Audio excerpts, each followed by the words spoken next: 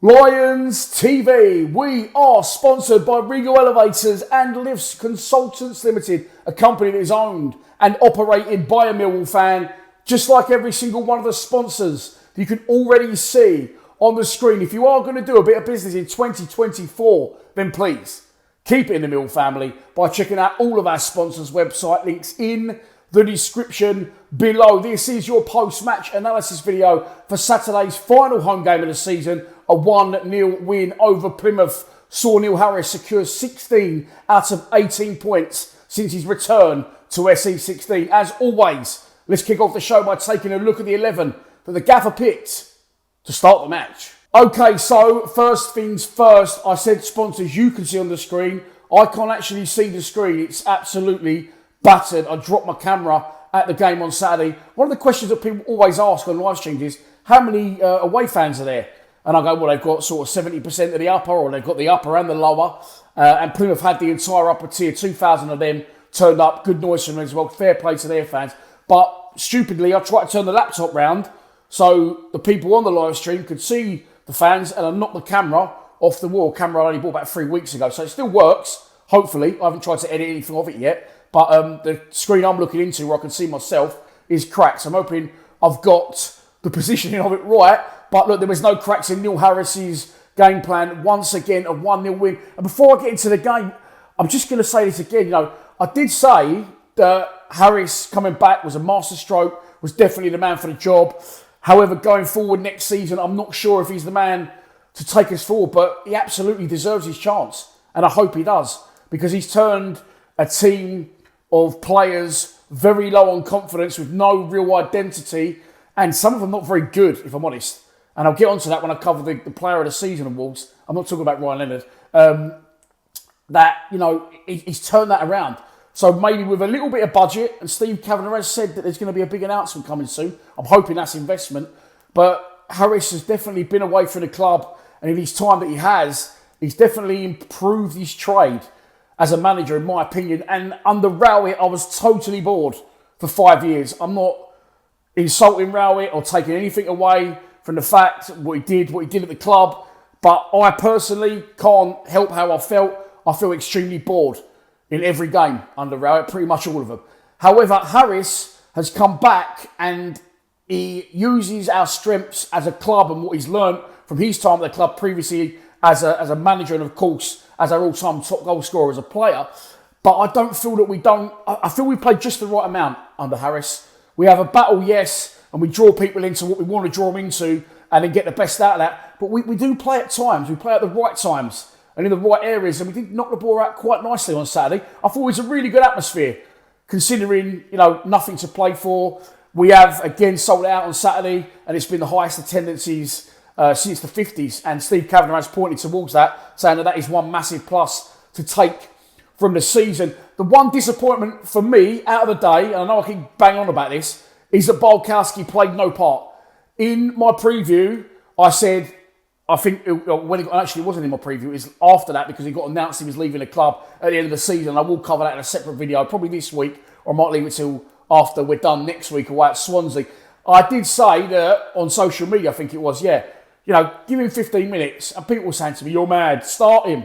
100% I would have started him. If he's fit. Now, then we're going to get onto this in a second. I would have started Bart, okay? If not, bring him on after 75 minutes so he can get the standing ovation he deserves and he'll be on the pitch at the end of the game. I know there's no room for sentiment in football. It's a business. We need to finish as high as we can. And Neil Harris, is a winner and he'll want to do that. And you can't argue with the end outcome. Again, as I said, another win, another clean sheet. However, I just thought it would have been much better to bring Bart on, not say start him. I didn't think he was ever going to do that. And I just think, by the way, getting on to another issue about the club in general, the fucking sound system is horrendous. If you're sitting in the Docker stand, you can't understand a word that's being said. It's muffled. I just wait for everyone else to clap and clap along. Half the time, I don't even know what I'm clapping for. But I felt that Bart really did deserve a better send-off than he got. Again, that's maybe just me, my heartstrings playing at that. And I think, maybe look, he's a player, he's been, he's gone. I don't like changing. I did feel very emotional, actually, if I'm honest, when I found out he was leaving, because, it's happened. It does happen. It's happened down the years with other players, Gregory, Morrison, Williams, etc., etc., etc. in recent years, that is, of course, there's been other legends that have left the club before.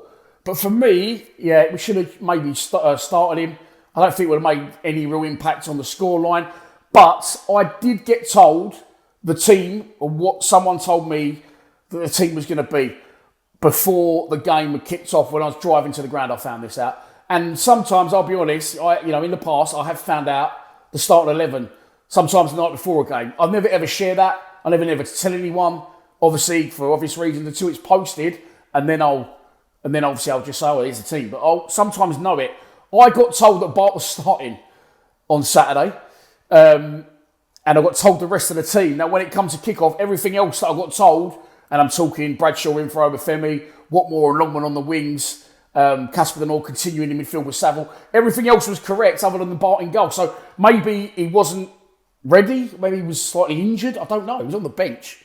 So I can't really understand it. But maybe it's time to let it go. I don't know. But I've just told you the team. It was the same team pretty much that played up at Sunderland last week. Bradshaw in for Obafemi is completely understandable for me because Bradshaw's a Millwall player. And as much as Obafemi does seem like he's enjoying it, I don't think he will be next season. And on the wings, we see this quite a lot. He'll take out Honeyman. He'll put in Watmore to be a little bit more direct at home games. And look, once again, it worked. It was a better side from start to finish. Plymouth fighting for their lives. Maybe the pressure got to them a bit. There was a couple of occasions where they broke away and they just didn't seem to have the people forward or the bodies willing to commit to get forward and help them out in attack. Or maybe we just had good shape. I don't know. But yeah, first half, not the greatest. But again, look, maybe it's a bit more difficult to get motivated in a game like that when there's nothing to play for us. We saw it when we won up at Sunderland last week. We wasn't great at Sunderland, but Sunderland, especially in front of 40,000 fans, didn't do too much at all.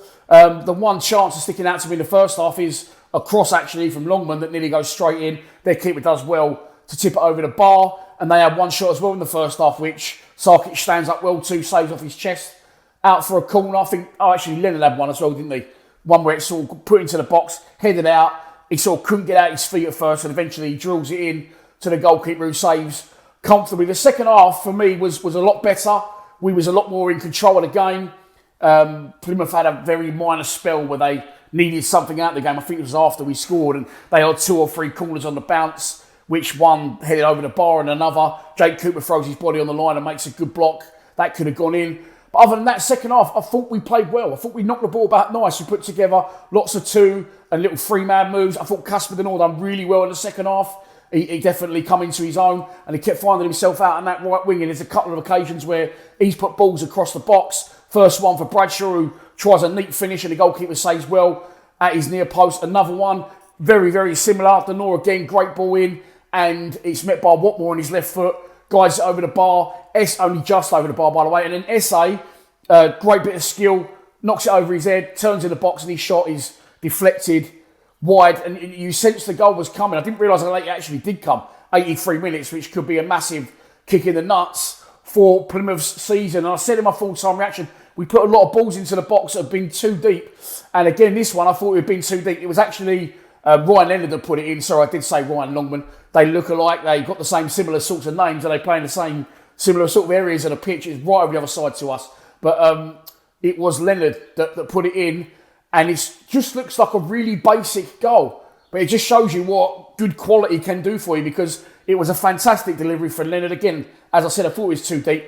And then Cooper, almost in slow motion, for once in the game, as we know, on set pieces and corners, he gets double, tripled up on. They take him to the ground, a few RKOs and rock bottoms, and we never get anything for it. But at this point, he managed to isolate the defender with him, and he just rises and just guides his header from the... I said the angle of the 6-yard box. It's actually a little bit further out than that. Over the goalkeeper, looks back into the far corner, and we get the 3 points. Again, Plymouth didn't really threaten after that. We didn't really have shitty bum time. And we saw the game out quite comfortably. And it is 16 points, as I mentioned at the top of the show, from 18 for Neil Harris at the Den since he's returned to the club. It's absolutely phenomenal. We're actually top of the form table. I'm going to put it on the screen there as it stands. So lots to look forward to next season. It's going to be a very interesting summer. I know it's not over yet. We've got Swansea away on Saturday, but we could actually finish, I think, in the top half of the table. If we was to get a result against Swansea, we could, I think, go as high as 12th. Might have that wrong, but right up there. We're already 9 points clear of the relegation zone, considering where we was when Harris came in. It's one of them where you almost don't want the season to end. I don't want the season to end ever, but it is going to end, and possibly at the wrong time for us. But it'd be a good time for everyone to sit down, and it's massive for the club. And I'm talking not just us as fans. I'm talking the decisions to be made upstairs. The work that goes on behind the scenes. I don't know what happens next season. I feel Harris has got more out of these players than he should have done since he's come back in. A lot of them will be going back. Will even be coming back. I'll be honest, I've sacked them all off at points. Tanganga, Obafemi and Longman. I'd love to see all three of them come back. Longman's really come into his own. I think that could be the more likely one out of the three. And I'm going to say as well, by the way, I forgot to mention this. Danny McNamara, since Harris has come back and McNamara's been playing left back, if he had played left back all season under Neil Harris, I think he'd be a serious contender for player of the season alongside Ryan Leonard, who's been absolutely outstanding. But it is a reflection, and I'm shitting on a bit of a video I'm going to do later in the week about the player of the years who come first, second and third, and Leonard winning it. Absolutely outstanding in every game he's played. Wins every tackle. No one can get past him. Does the right things going forward. He rarely puts a foot wrong. But the fact that he's played so few games this season sort of does reflect on the season that we've had. We had massive uphill struggles on and off the pitch. I know for the first time ever since the channel started, we've had 3 managers in one season. Of course, the tragic passing of John Berylson, Husky on the missing list. I've said it a million times before. If there was a soap opera and they was going to base it around a football club, it would be Millwall. But look, job done. Everyone enjoyed their last day at the Den. Some people enjoyed it more than they should have, and we're going till silly hours. Not me. I'm talking about some people I know. But yeah, there you go. Look, post-match analysis done. I will be back throughout the week. There's other videos I want to do, and of course, a preview on Thursday for the final league game of the 23-24 season as we travel to South Wales and Swansea City. Enjoy your week. Please subscribe to Lions TV. Come on, you Lions.